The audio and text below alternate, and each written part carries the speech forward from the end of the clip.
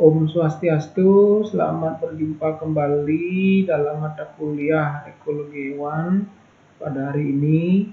Pada minggu yang lalu kita sudah menjelaskan tentang relung ekologi habitat dan relung ekologi. Tapi pada hari ini kita akan berdiskusi tentang respon dan adaptasi hewan. Respon dan adaptasi hewan ini diperlukan karena hewan itu agar dapat survive, maka harus menyesuaikan diri dengan kondisi lingkungannya. Sebagaimana diketahui bahwa kondisi lingkungan itu selalu bervariasi, berfluktuasi. Karena itu agar hewan itu dapat bertahan, maka hewan harus merespon kondisi lingkungan itu agar dia tetap survive di lingkungan itu. Respon dan adaptasi itu bisa dilakukan secara fisiologis, perilaku maupun dengan struktur. Dengan satu prinsip dasar bahwa agar kondisi internal hewan itu selalu dalam keadaan stabil. Walaupun kondisi lingkungan itu bervariasi secara luas. Dengan kata lain adalah agar hewan itu tetap dalam kondisi homeostasis. Homeostasis itu artinya dalam kondisi yang nyaman, walaupun kondisi lingkungan bervariasi luas. Jadi kondisi internal hewan berfluktuasi kecil. Jadi walaupun lingkungan itu bervariasi kondisinya dari kondisi ekstrim yang satu ke kondisi ekstrim yang lain, tapi hewan itu tetap dalam kondisi yang stabil, relatif stabil, namanya homeostasis, kondisi yang nyaman. Inilah caranya hewan untuk mempertahankan. Jadi agar dia bisa bertahan hidup dalam lingkungan yang bervariasi, dia harus selalu dalam keadaan nyaman. Dengan cara apa? Dengan cara menyesuaikan diri, dengan cara merespon, baik itu bisa dilakukan dengan fisiologis, perilaku maupun struktur. Tanggapan hewan akan berbeda pada kondisi yang berbeda dan dapat digambarkan dengan kurva toleransi. Misalnya adalah kondisi satu lingkungan, misalkan ini adalah temperatur 10, 20, 30, 40, 60, 50, 60, ini kondisi temperatur. Tanggapan hewan itu berbeda-beda. Misalnya ini digambarkan dengan kecepatan berenang. Kecepatan berenang ikan pada kondisi yang ekstrim rendah 10 maupun ekstrim tinggi 60, ini sangat kecil, sangat rendah kecepatannya, hanya di bawah 20 cm per detik. Tapi ketika suhunya meningkat dari 10 ke 20 sampai ke 30, kecepatan berenang ikan emas itu mencapai optimum, itu sekitar 60 cm per detik pada suhu 30 derajat Celcius. Tapi kemudian dia akan menurun kecepatan berenangnya karena meningkatnya suhu. Ini adalah salah satu contoh dari bagaimana hewan itu menanggapi perubahan faktor lingkungannya dengan cara melakukan penyesuaian terhadap aktivitas berenangnya. Secara umum, tanggapan satu hewan terhadap kondisi lingkungan itu dapat mempengaruhi 3 hal, yaitu reproduksi, pertumbuhan, dan survive. Dalam kondisi yang lingkungan di mana hewan itu berada, hewan itu bisa bertahan hidup, survive, dari kondisi yang minimal sampai kondisi maksimal. Dari kondisi minimal ke kondisi maksimal. Ini namanya kurva toleransi. Jadi hewan bisa menanggapi, bisa mentoleransi keadaan suhu mulai dari suhu 10 sampai suhu 60, ini contoh. Jadi salah satu contoh adalah hewan bisa mentoleransi suhu dari suhu 10 sampai suhu 60. Itu namanya kurva toleransi, yang pada suhu ini hewan itu bisa survive. Namun demikian, pertumbuhannya akan sangat baik. Pertumbuhan akan sangat baik dalam kondisi yang lebih sempit. Di kondisi katakan dari suhu 15 sampai suhu 50, dia akan nyaman di sini. Ini maka pada suhu inilah hewan itu, kisaran suhu inilah hewan itu bisa berkembang atau tumbuh atau growth. Dan pada kondisi yang sangat optimum, misalkan 25 sampai 35. Dalam kondisi yang optimum, kondisi yang paling baik, hewan ini akan merespon dengan cara dia mampu bereproduksi. Jadi ini adalah suatu gambaran dari kurva toleransi. Kurva yang menggambarkan kemampuan hewan untuk mentoleransi satu faktor lingkungan. Dalam konteks ini misalnya adalah suhu. Jadi ikan itu bisa hidup dari, contohnya di sini adalah ikan mas, dia bisa hidup dari suhu rendah, katakan di sini 5 derajat Celcius, sampai suhu tinggi, katakan di sini akan sampai 55 derajat Celcius. Daerah ini adalah daerah di mana hewan itu bisa bertahan hidup.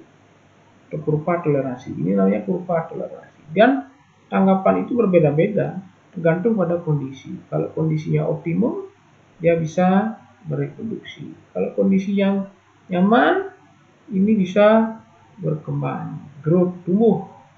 Kalau kondisinya ekstrim, luas ini namanya hewan itu mampu bertahan untuk survive. Respon dasar hewan itu ada 3 tipe. Yang pertama pengaturan, kedua penyesuaian, 3 perkembangan. Yang pertama tipe pengaturan ini terjadi dalam waktu yang singkat, bisa hitungan detik, menit, atau jam, dan sifatnya adalah reversible. Contohnya adalah perubahan pupil mata bila terkena cahaya. Ketika mata kita terkena cahaya matahari, maka pupil mata otomatis akan menutup. Ini adalah respon terhadap pengaruh cahaya. Tapi ketika cahaya itu hilang atau tidak mengenai mata lagi, maka pupil mata akan buka lagi. Itu sifatnya adalah reversible, dapat kembali, pulih kembali seperti sedia kala. Dan ini berlangsung dalam waktu yang sangat singkat, hitungan detik, menit, atau jam. Ini namanya pengaturan. Yang kedua adalah tipe penyesuaian. Tipe penyesuaian ini berlangsung lebih lama dari tipe pengaturan. Ini bisa dalam hitungan hari atau hitungan minggu. Dan ini juga sifatnya adalah reversible. Ini contohnya adalah peningkatan jumlah eritrosit bila berada di pegunungan dengan oksigen yang rendah. Jadi ketika seorang berada di tempat yang tinggi di mana kondisi oksigennya rendah, maka manusia akan menanggapinya dengan membentuk eritrosit yang lebih banyak dari sel-sel eritropoietin dalam tubuh. Dia akan membentuk eritrosit lebih banyak. Tujuannya adalah untuk mengangkut oksigen lebih banyak. Itu adalah cara untuk menyesuaikan diri dengan kondisi pegunungan di mana oksigennya rendah. Tapi kemudian ketika berada di tempat kembali ke tempat asal, maka proses jumlah eritrositnya akan sama lagi. Karena ini sifatnya adalah reversible. Jadi dapat kembali. Jadi ketika seorang naik gunung, ya, dalam hitungan hari atau minggu, jumlah eritrositnya akan dipacu untuk meningkat dengan tujuan adalah lebih banyak bisa mengikat oksigen. Tapi kemudian ketika kembali ke tempat asalnya, maka akan kembali normal seperti biasa. Istilahnya adalah reversible. Atau juga contoh yang lain adalah pigmentasi kulit. Ketika terpapar oleh sinar matahari, maka pigmen melanin akan terbentuk lebih banyak, sehingga kulit akan jadi lebih gelap. Tapi kemudian ketika berada kembali ke tempat dengan penyinaran yang lebih sedikit, maka jumlah pigmen kulit, pigmen melanin akan menurun lagi. Yang ketiga adalah tipe respon yang berupa perkembangan. Jadi respon hewan terhadap satu lingkungan itu terjadi dalam waktu yang lama, dan ini sifatnya adalah irreversible, tidak dapat kembali. Misalnya adalah bayi yang lahir cacat akibat terpapar oleh senyawa-senyawa kimia tertentu, sehingga bayi akan jadi lahir cacat, dan lahir cacat ini tentu tidak bisa dapat kembali walaupun senyawa penyebab dari kecacatan itu sudah dihilangkan. Ini karena hewan atau makhluk itu sudah menanggapinya dalam waktu yang lama, dan ini terjadi terutama adalah selama masa perkembangan. Itu adalah 3 tipe respon. Ini adalah salah satu contoh dari respon tanggapan terhadap faktor lingkungan dapat berubah melalui proses aklimatisasi. Aklimatisasi itu artinya adalah proses penyesuaian dengan kondisi lingkungan yang baru. Misalnya adalah hewan diaklimatisasi di suhu yang hangat, warm aklimatisasi, jadi suhu yang dingin. Ketika hewan diaklimatisasi di suhu yang hangat, maka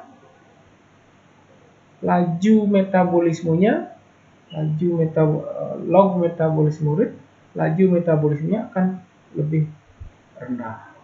Tapi ketika hewan diaklimatisasi di suhu yang lebih tinggi,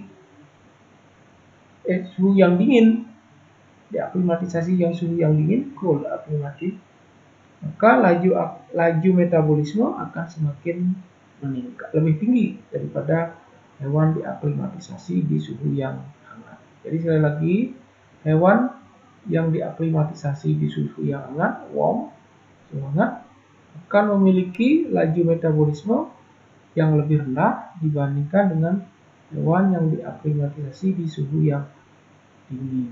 Karena dalam kondisi yang dingin akan meningkatkan laju metabolisme dengan tujuan untuk meningkatkan produksi ATP untuk menghangatkan tubuh dari hewan tersebut. Sementara kalau diaklimatisasi di suhu yang hangat, laju metabolismenya menurun karena ATP tidak diperlukan lebih banyak untuk menghangatkan dari tubuh hewan itu. Yang pertama adalah adaptasi. Adaptasi ini melibatkan perubahan yang diakibatkan seleksi alam dan bersifat herediter. Artinya dapat diteruskan dari generasi ke generasi. Macam-macam adaptasi. Macam adaptasi yang pertama adalah adaptasi fisiologis. Adaptasi yang melibatkan seluruh kemampuan hewan untuk menghadapi kondisi ataupun sumber daya lingkungan. Jadi melibatkan seluruh komponen, seluruh kemampuan fisiologis hewan untuk menghadapi kondisi ataupun sumber daya lingkungan. Contohnya adalah kita bisa lihat ada perbedaan antara hewan satu dengan hewan yang lain. Misalnya adalah antara herbivora dengan karnivora. Herbivora dengan karnivora. Bisa terlihat bahwa dari struktur pencernaan, saluran pencernaannya, hewan-hewan karnivora memiliki struktur pencernaan yang lebih pendek dibandingkan dengan hewan-hewan herbivora, apalagi yang ruminansia. Di samping struktur berbeda, dia juga mempunyai kemampuan fisiologis yang berbeda. Karnivora lebih banyak karena karnivora ini memakan daging, maka enzim-enzimnya yang diperlukan adalah enzim-enzim untuk memecah protein sebagian besar, protein dan lemak. Sementara pada ruminansia, herbivora ruminansia, enzim-enzim yang digunakan lebih banyak adalah enzim-enzim untuk memecah selulosa, karena makanannya adalah makanan tumbuhan. Apalagi pada golongan herbivore, pada golongan ruminansia, itu hewan memamah biak, ini memiliki rumen, memiliki lambung ganda yang berfungsi untuk memecah makanan dari tumbuh-tumbuhan, sehingga enzim-enzim yang diperlukan di sini adalah lebih banyak enzim-enzim untuk memecah tumbuhan, itu golongan enzim selulosa. Demikian juga pada non ruminansia yang herbivore juga. Herbivore ini karnivor, insektivora, memakan serangga. Saluran pencernaannya lebih pendek dibandingkan yang herbivore.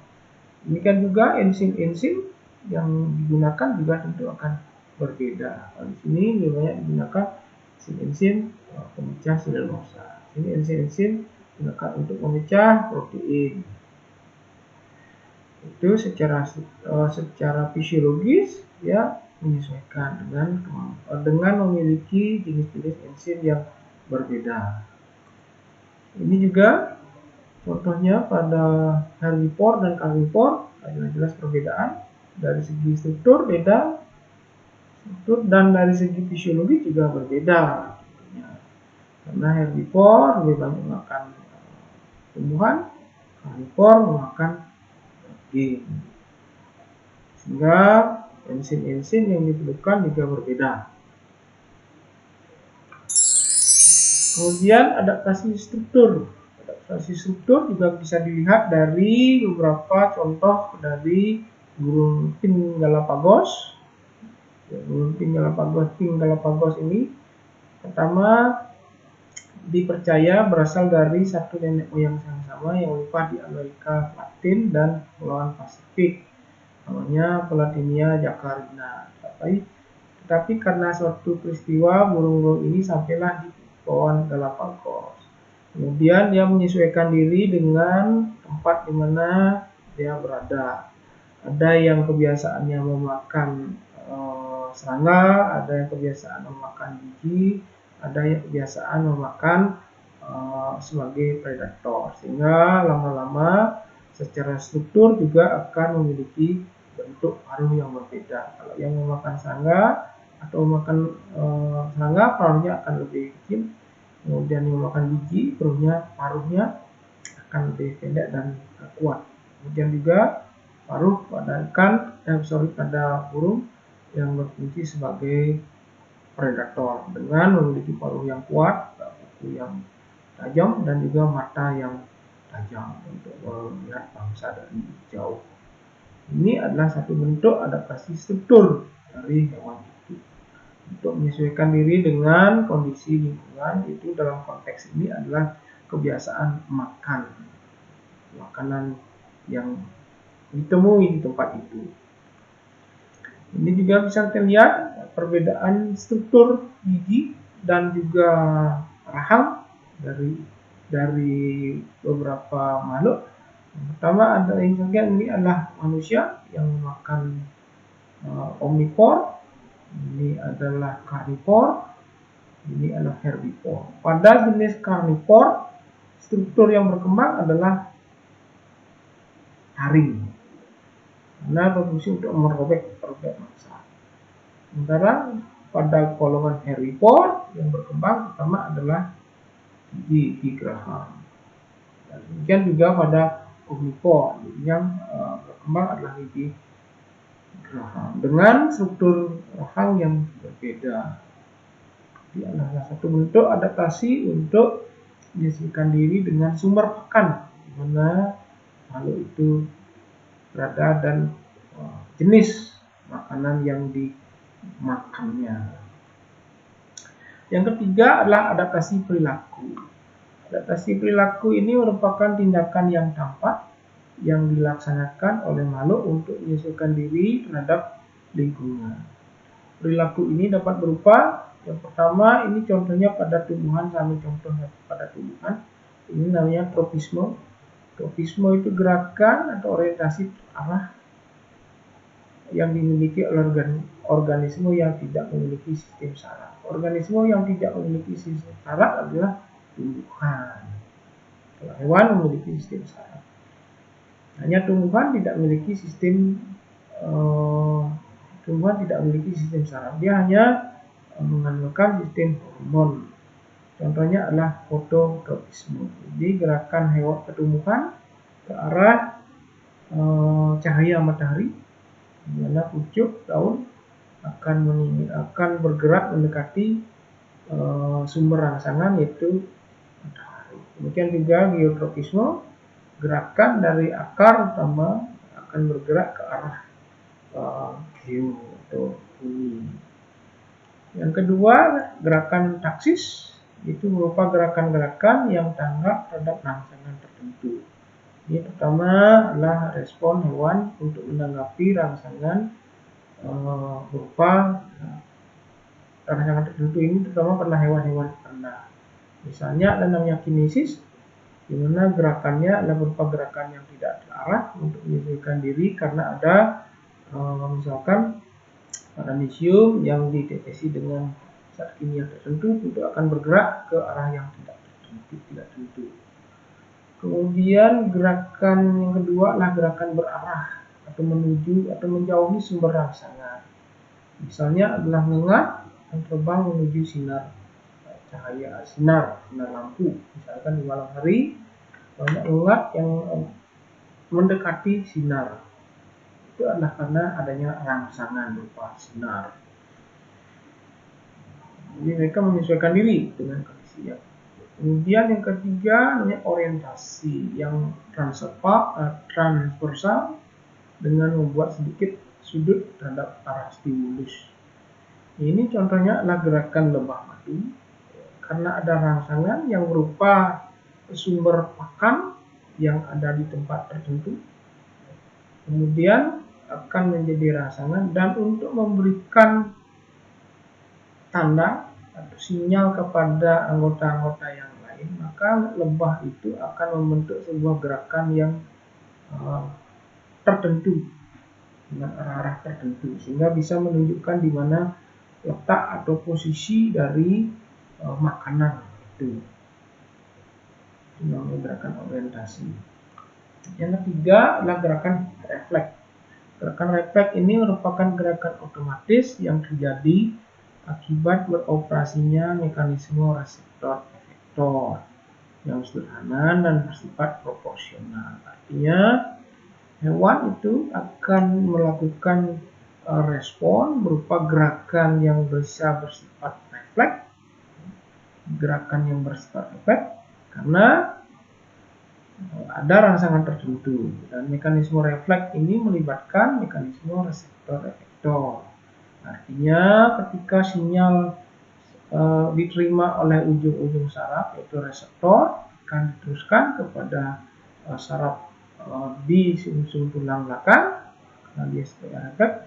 Kemudian dari sumsum tulang belakang akan diteruskan kepada efektor, yaitu organ atau otot utama yang berfungsi untuk melakukan gerakan. Contohnya adalah gerakan ketika menginjak duri atau paku.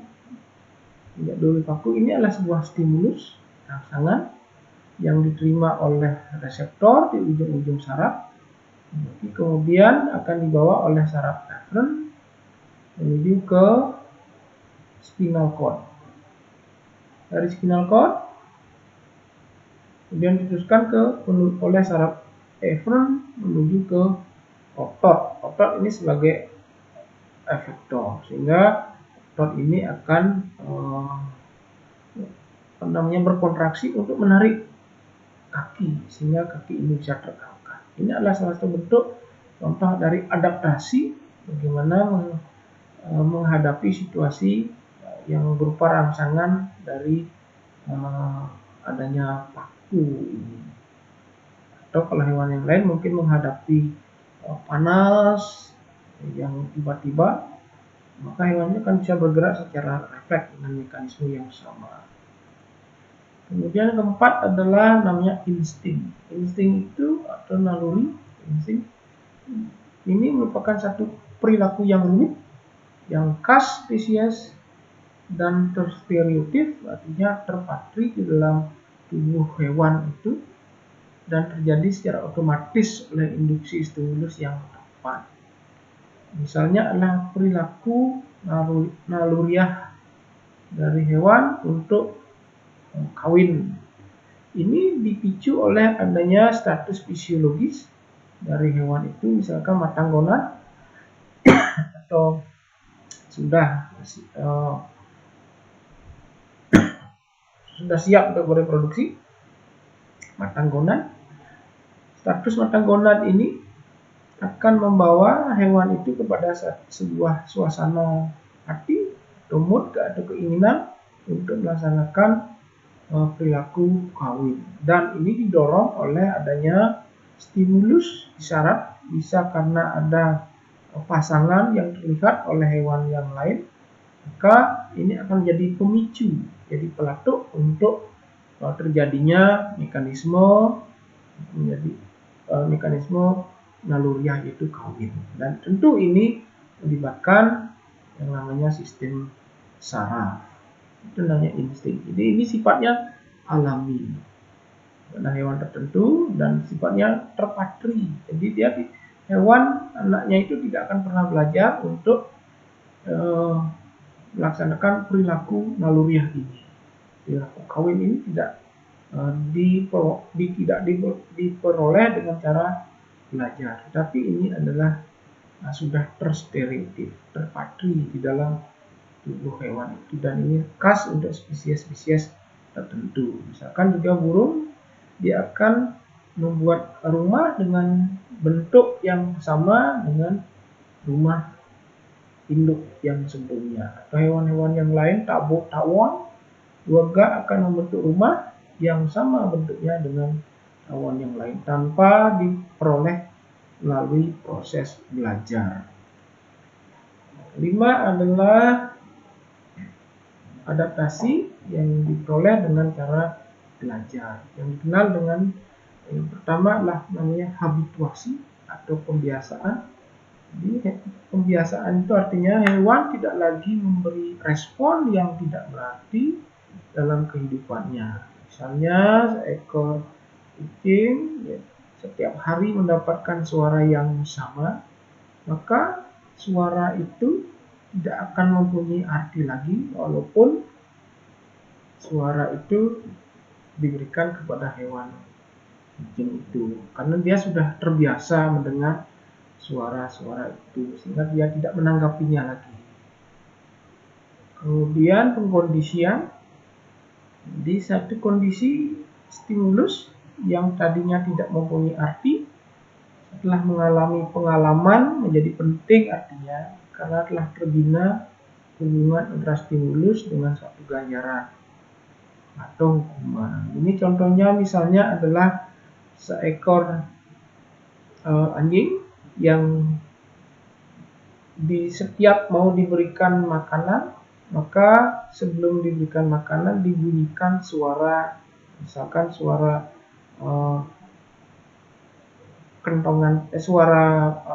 piring gitu. Jadi sebelum diberi makan selalu diberikan suara piring itu. Lama-lama suara piring itu dianggap sebagai adanya upah, yaitu apa itu makanan.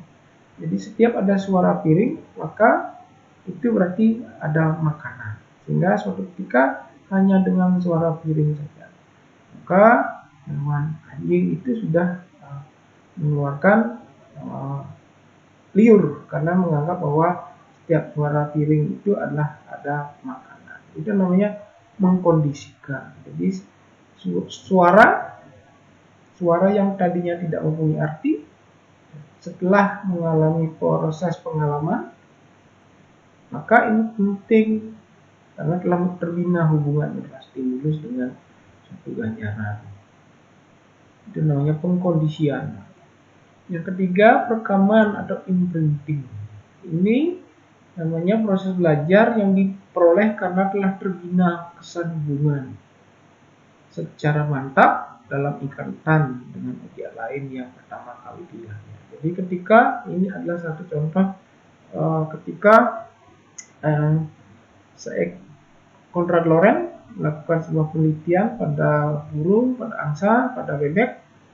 Yang pertama kali dilihat adalah Konrad Lorenz, maka yang dianggap sebagai induk dari bebek itu adalah Konrad Lorenz, sehingga kemanapun Konrad Lorenz itu pergi maka akan diikuti oleh anak bebek itu, karena pertama kali yang dilihat ketika telur bebek menetas itu adalah si Konrad Lorenz, sehingga setiap Konrad Lorenz pergi maka akan diikuti oleh anaknya, anak bebek itu namanya karena imprinting, sudah terekam hubungan yang kesan yang sangat dalam. Kemudian yang keempat adalah trial and error, coba-coba.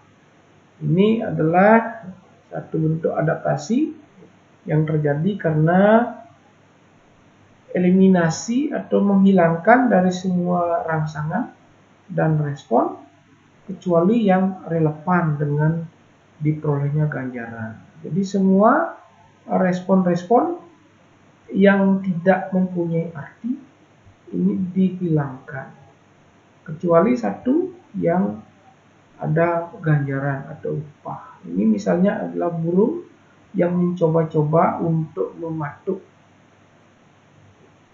buah atau mematuk tempat makanan. Jadi, hanya dengan mencoba-coba apakah buah itu bisa dibuka atau tidak.